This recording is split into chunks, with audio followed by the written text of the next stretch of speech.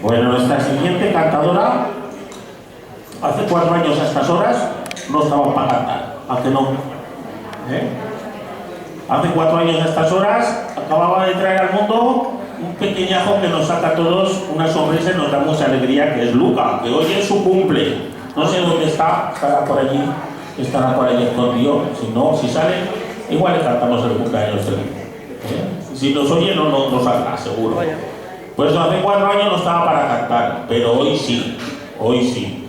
Ella, pues, además de excelente bailadora, que también lo es, y sé que esta mañana ha estado también aquí bailando las cuecas de Teruel, es una grandísima cantadora y se lo va a demostrar a todos ustedes ahora con una bonita jota, la jota de los bolos. Un fuerte aplauso para Noelia Ortiz.